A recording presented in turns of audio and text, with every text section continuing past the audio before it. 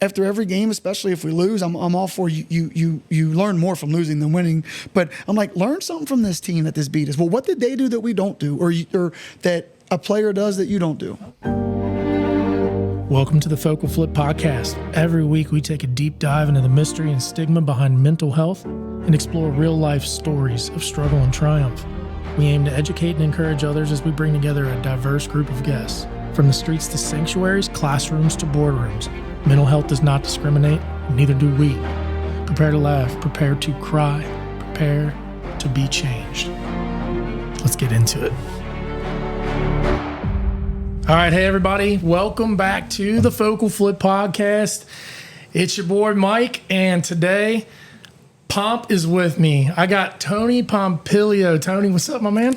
We're here, brother. Hey, after all these months of collaborating and working schedules out, we got it rolling, dude, man. I know. Tony, he says that, man, because this guy's a busy dude, all right? And I'm busy, and I'm getting busier, and I'm trying to learn how to organize, get some structure and stability in my life. This guy right here, he is an official in the 9th region, multi-sports, high school level. He does a lot. I'm going to let him talk about him. But, man, he does that. He's a third shifter, UPS, been there for a minute.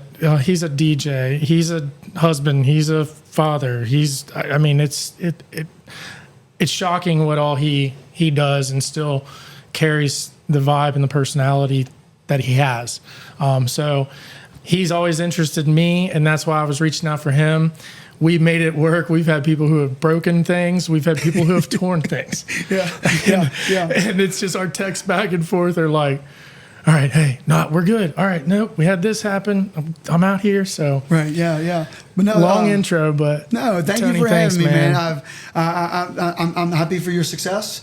I know with this, I know you have other things going on, and good for you, man. Awesome. It's like you said earlier, our personalities, our vibe are very similar, and without getting deep off the bat, I think we worry about other people sometimes more than we worry about ourselves, and I think that's a great quality. Yeah. It's hard on us, but I think it's a great thing to have. And just conversation the other day, we went to the Jimmy Buffett little tribute deal, and I love playing music, right? I love it, and I'm more interested in seeing everybody else have their foot tapping and being happy than I am worried about what I need to be worried about. I don't know if that makes sense. But I think we're on the same boat. It makes perfect sense. But yeah, you catch that whole vibe and you see that that momentum, man. It is. It's like a momentum. It's like a little fire it gives you. Right. It's like, I love it when, if you and I walk in, they're like, they're here. Let's go. Let's party, baby. That's cool. The room. What's it? The room lights up. Yeah. But anyway. Yeah, you walk and bring the light. That's right, baby. Let's rock. All right, buddy. So let's. So, who is Pomp? All right. Tell me who Tony Pompilio is. We call him Pomp for those of you who aren't watching. When he coaches and everything, you'll hear people say Pomp. Pomp.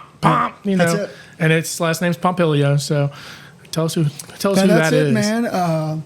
Tony Pompilio, born in Weston, Newport. My dad went to Newcap. My mom went to Newport. I just graduated in 2000. Just this guy from Newport, man. Yeah. This guy from Newport living life. But no, just that's it. Obviously, I'm married with 2 kids, and we do sports. We do the vacations. We're actually going down to the lake tonight. Yeah, I know. I'm jealous. And to your point, just dealing with life now, talking about the breaks and tears and that. My daughter just had labrum surgery, so we're dealing with that, and that's kind of why I was running a little late getting out here. So I was at the gym this morning because I'm on vacation this week. So I got there a little earlier, and I get home and got to let the dog out. So as I'm letting the dog out, my daughter wakes up, who just had labrum surgery. So I got to help her get situated, and that's why I'm like, hey, I'm on the way. But now I'm just a guy from Newport, man, just busy like everybody else getting through life. Yeah, man. No, I understand it.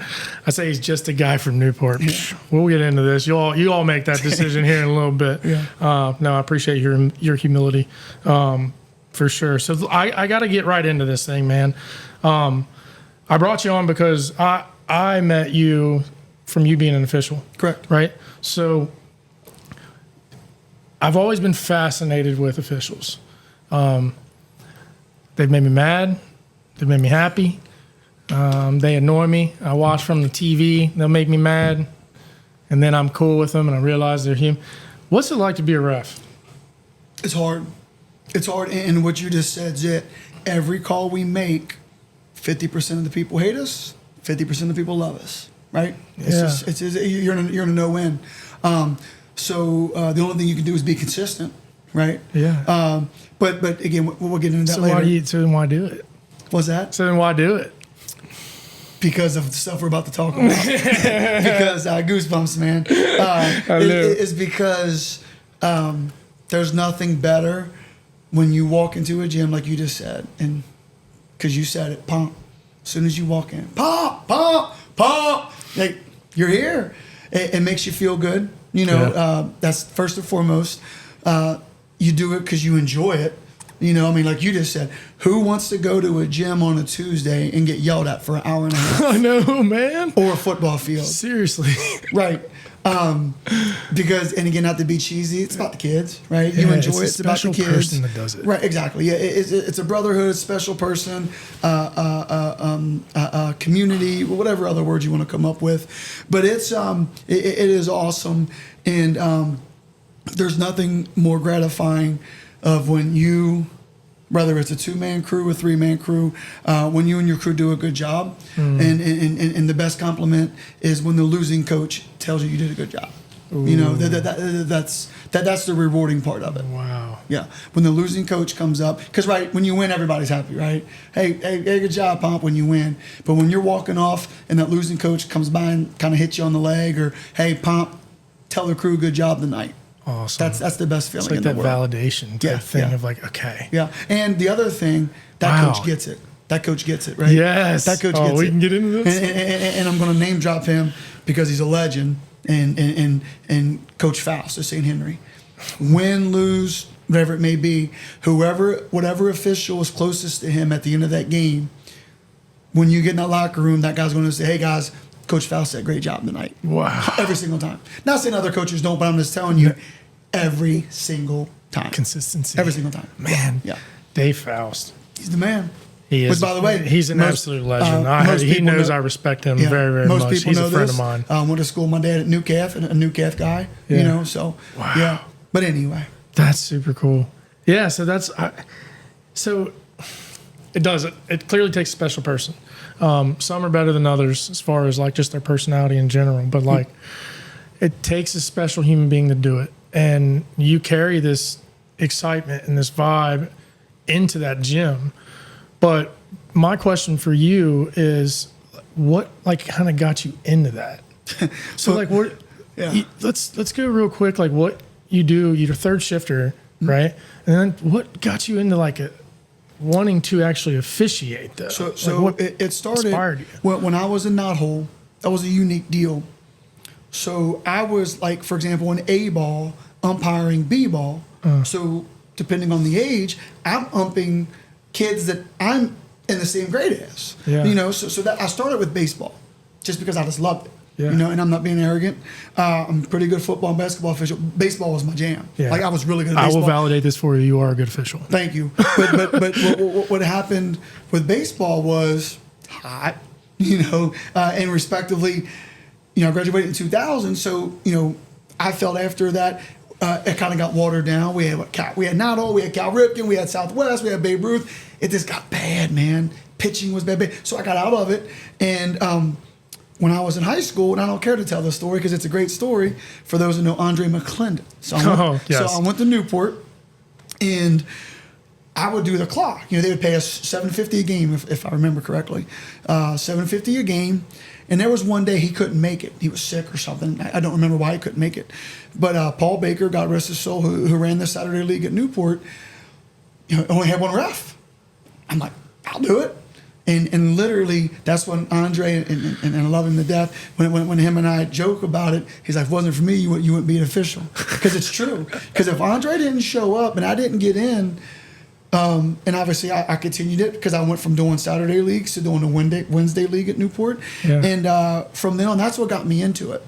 Wow. And then obviously, shout out Andre, man. Yeah, Andre, Andre, man. I don't know where we've been at. I respect that dude too, doing man. baseball. But yeah, so then go to college, blah blah blah, down Moorhead, and then I came back, and I think this is my 14th year with the KHSAA in the 9th region. 14th year. Yeah. That's amazing. But so that's what got me into it, and the thing that keeps me into it, first and foremost, like we mentioned earlier, is the passion, the energy, the kids. But it's the officials. It really is. Because I'm sure you've heard this and other things you do when people get out of stuff. It's, I don't miss work. I miss the people I worked with. And, the officials we have up here, I feel us, Lexington and Louisville, I think we have like 24 schools, counting the 8th and 10th region. It's something like 24, 26, 20 something schools within a half an hour of each other. Think about that. Wow. From Dayton to Ryle to Simon Kenton to Walton. Down in Fayette. Yeah. We have about 25 schools within half an hour, 40 minutes of each other. Wow. So it's a close knit, man. Yeah. Everybody knows everybody. You know, it is. Everybody knows everybody. Yes, it is. Yeah. So your fellowship is one thing that helps you get through with that. Is that group, right. huh? And then back to your point, just with togetherness, with that, I might be out at Florence for a basketball meeting, and I stop at Kroger to pick some stuff up. You see people, hey, Pomp, who you got this week? Whatever, maybe, and that's the stuff. I would do that if I see you in public too. Well, that's exactly it. And the cool thing about it, you're like, man, I'm at 25 minutes from the house, and but here's a story I do tell everybody. And God, that has to be humbling. It is, and this is a fact. This is 100% fact. One of the years I'm working the state tournament. So when you work the state tournament, it's way different now from COVID, and it's no one's fault. Everything changed. Yeah. So back then, you were told, don't go to bars, stay off social media. That this is when you're working the state tournament. Just obvious stuff, right? Yeah. It was the biggest show in the state of Kentucky. Greatest show in hoops. Watch your stuff. So therefore, we went to the mall about 20 minutes away. And I can't make it up. Kelly and the kids came down. We're in the Disney store. I have nothing on that says I'm an official. Nothing. And this gentleman comes up to me. Couldn't tell you who he is. Hey, man, great job yesterday. Ooh. And goosebumps, man. And that's the stuff you can't make up. And it covers a whole bunch of things, right? It's you never know who's watching. Just like you said, it's very humbling, and it makes you feel good. Yeah. Because he could have very easily told me I sucked. Now for what it's worth, his team could have won, and he's happy. And they're advancing on. But it's just that act alone. Yes. And that's another thing. Again, not to get off topic here. That's why anytime I see someone out, whether it's at the gym, at the store, whatever, and it took Kelly a while to get accustomed to this. I always go over and say hi. Right? Because I know how good it makes me feel when somebody comes out of their way to say hi to me. Look at that. This makes you feel good. And what a good wisdom nugget for everybody, man. Makes you feel good. Yeah, it really does. And good friend Ken Hansel just had lunch with him yesterday. And I heard him say this years ago. When you come to somebody, hey, man, good seeing you. Feels good to be seen. Yeah. So, but anyway, stuff. Which, by the way, I do want to give a shout out, guys. This amazing flag right here. Amazing flag, which I know we're talking hoops now, but we'll get into basketball. This is a gift. It's a gift, and thank you. So, no, man, it's awesome. No, we're gonna get into some basketball stuff. We'll share that to the end. But you already told me about the good. I'm rolling with where you went. So, you talk about the good and that, just the people and seeing that and getting that validation. That's that would be very validating and very humbling and provide, confirmation of your purpose and why you do that, My question is that's the good part. Mm-hmm. Tell me about the harder parts, the mental health. Mental health is what I focus on for a living, and I struggled with it, and it took me a while to really peel my onion and to understand it. And now I have a great understanding of a lot of folks, and I'm learning. But with officials, I have to be real. I would be very anxious and very stressed out before, or just being an official alone. The fact of being in front of all those folks, and I have an outgoing personality. I am an extrovert. Right.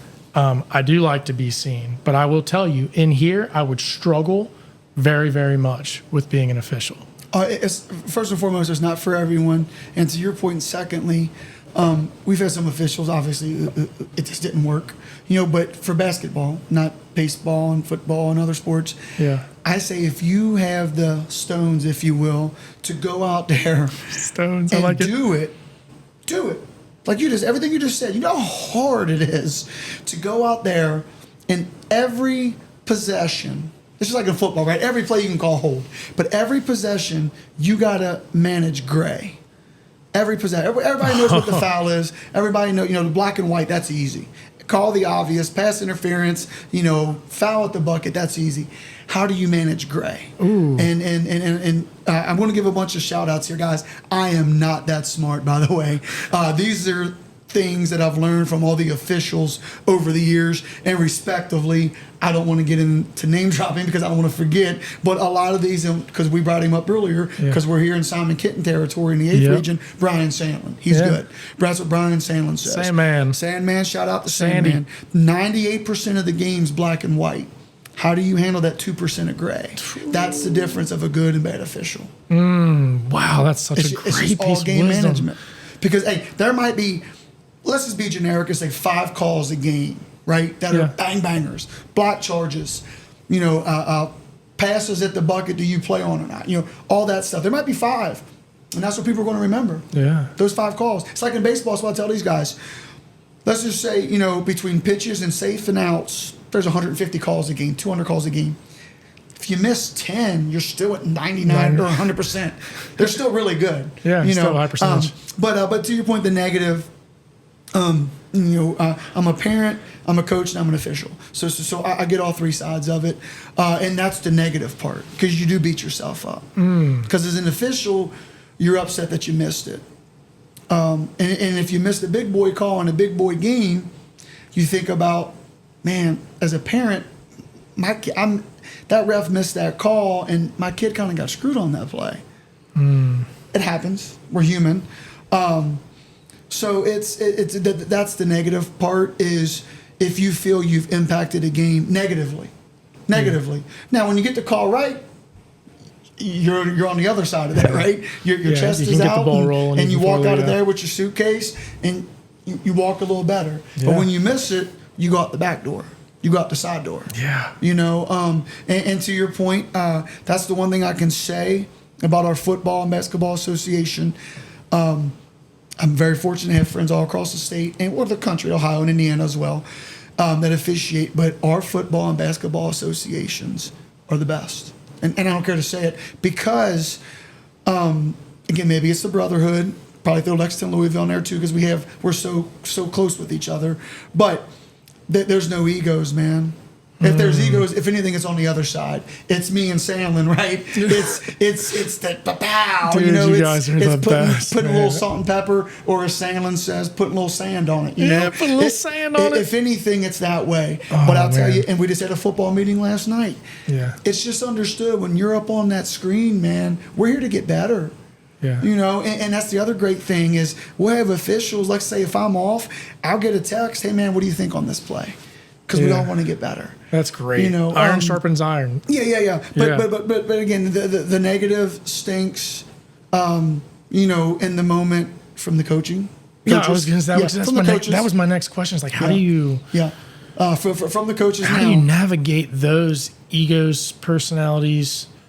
How do you navigate that and then do it through the course of a season? That same two things that I've learned, and I'm going to answer that if you want to make a note about the season. Yeah. So first and foremost, a lot of coaches get it, and they just want to be heard, right? Because ultimately they're coaching their kids. And here's the other thing that nobody ever talks about.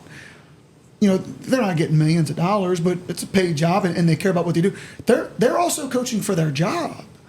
Not only are they coaching for their kids, they're coaching for their job.